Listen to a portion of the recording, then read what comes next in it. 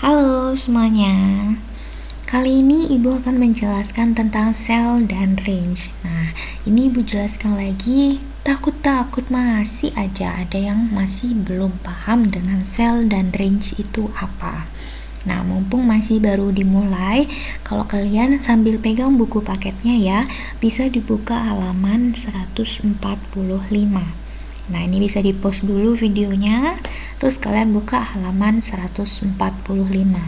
Nah, di situ menjelaskan tentang sel dan range. Oke. Kita ke sel dulu. Sel itu apa? Sel itu adalah titik pertemuan antara kolom dan baris. Nah, kolom yang mana? Kolom yang ini. Yang di atas A, B, C, D, E yang huruf ini sampai seterusnya dia adalah kolom. Ya, jadi ini adalah kolom. Nah, yang ini apa? Yang angka ini adalah baris. Nah, oke ya. Jadi yang di atas ini adalah kolom, yang di kiri ini adalah baris. Yang huruf kolom, yang angka baris. Ingat ya.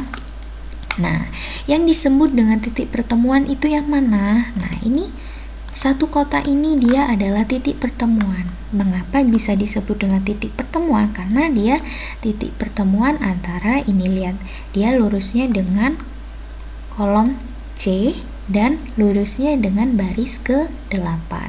Nah, jadi satu kotak ini disebut dengan sel C8.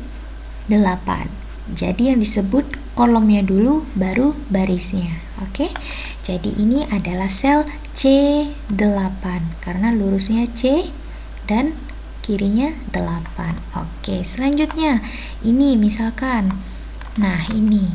ini bisa kita lihat, jadi dia lurusnya kolom B dan lurusnya baris ke-9.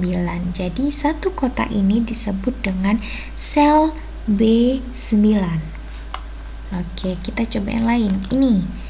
Jadi dia lurusnya kolom ke G dan baris ke-3. Jadi ini disebut dengan sel G3. Oke ya, bisa semua pasti nih. Ini adalah sel C8 dan ini sel C10. Nah, ini Bu coba angka 5 ini dia ada di sel B4. Oke. Ibu yakin pasti bisa semua kalian ya. Nah, selanjutnya range. Range itu adalah kumpulan dari beberapa sel. Nah, yang disebut dengan kumpulan berarti lebih dari satu kan? Nah, lebih dari satu minimal 2 dan seterusnya. Jadi, seperti apa range itu? Nah, tadi kalau satu kotak ini disebut dengan sel, berarti kalau 2 kotak dan 3 dan seterusnya, nah itu disebut dengan range. Jadi ini adalah range, ini adalah range, dan ini adalah range. Nah, cara bacanya seperti apa? Nah, ini Ibu contohkan 3 ya. Nah, ini bukan bacanya seperti ini. Sel range B8, C8, D8. Bukan ya. Jadi dalam pembacaan range itu diambil awal sampai dengan akhir. Nah, awalnya yang mana? Awalnya yang ini toh. Awalnya di sel B8. Jadi dan akhirnya di sel D8. Nah, jadi cara bacanya ini adalah range dari B8 sampai dengan D8. Ya. Jadi ini adalah range dari B8 sampai dengan D8. C-nya kemana Bu? Nggak usah dibaca karena yang diambil awal sampai dengan akhir. Bisa ya? Oke. Nah, ini juga adalah sebuah range. Ini juga adalah sebuah range. Nah, ini bisa kalian lihat ya. Awalnya dari mana? Awalnya dari 10 dan berakhir di 60. Jadi 10 ini lurus di sel A2 ya, A2, dan 60 ini di sel A5. Jadi ini adalah range dari A2 sampai dengan A5. Oke ya, jadi A3 yang 50 dan 30 ini tidak usah dibaca, karena kita hanya membaca awal sampai dengan akhir. Nah, ini juga adalah sebuah range. Cara bacanya gimana? Awalnya di 10, akhirnya di mana? Di 8. Betul sekali ya. Jadi ini cara bacanya range dari A2 sampai dengan D4. Oke, Ibu rasa paham semua ya. Nah, selanjutnya di penggunaan sel dan range-nya. Kapan kita menggunakan sel dan kapan kita menggunakan range? Nah, ini ketika ada data seperti ini, jadi ada kolom 1, kolom 2, kolom 3, dan kolom 4. Nah, di sini ada kolom total. Kita fokus yang kolom di total di kolom ke E ini ya. Jadi kalau kita menggunakan sel, kita bisa menuliskan satu-satu. Nah, penulisannya gimana? Pasti diawali dengan sama dengan ya. Jangan sampai lupa. Setiap rumus di Excel harus menggunakan sama dengan. Jika tidak menggunakan sama dengan, maka tidak dianggap sebagai rumus. Hanya dianggap sebagai teks biasa.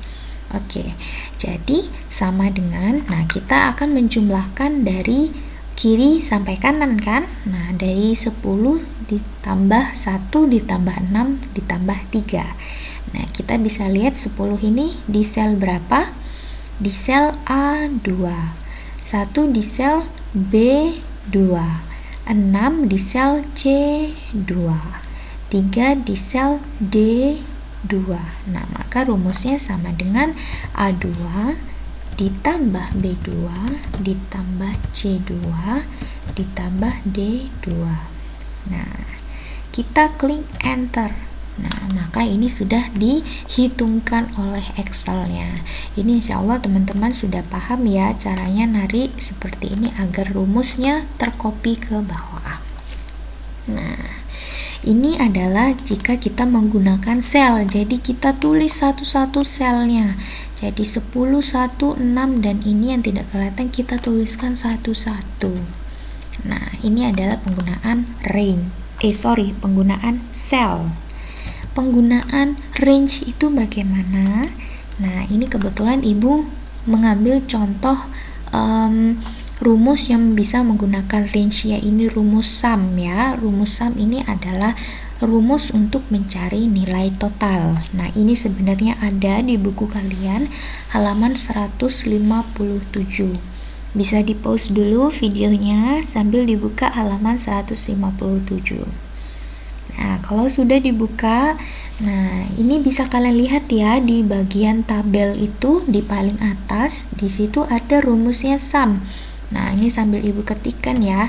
Jadi rumusnya sum itu sama dengan sum buka kurung range area. Nah, range area itu yang mana? Nah, tadi Ibu sebutkan kalau range itu patokannya awal sampai dengan akhir. Nah, kita kan mau menjumlahkan ini dari 10 sampai 3. Nah, tadi kalau kita penulisannya yang sel yang biasa, kita menuliskan satu-satu kan. Jadi 10 A2, 1 B2, 6 itu C2 dan 3 itu D2. Karena kita ingin menggunakan range yang otomatis mempersingkat penulisan, makanya awalnya itu adalah sel 10 ini ya. Jadi A2 sampai dengan itu menggunakan titik 2 ya. Diingat, titik 2 bukan titik koma, tapi titik 2. Jadi ini artinya adalah sampai dengan. Jadi kita ingin menjumlahkan sel A2. Perhatikan ya kotak birunya ini. Jadi dia hanya A2 saja. Jadi dari A2 sampai dengan 3. 3 ini di sel D2. Nah, kalian bisa lihat yang kotak birunya ini dia sampai di 3. Jadi dari 10 sampai 3. Jangan lupa tutup kurungnya dan enter. Nah, Ini kita tarik. Nah, kita bisa lihat ya, ini awalnya kita menuliskan B2 dan C2 karena kita menggunakan sel.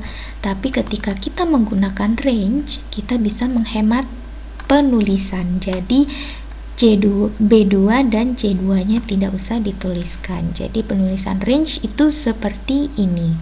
Jadi sel awalnya berapa, titik 2, dan sel akhirnya. Oke ya, Ibu rasa pasti bisa semuanya, oke?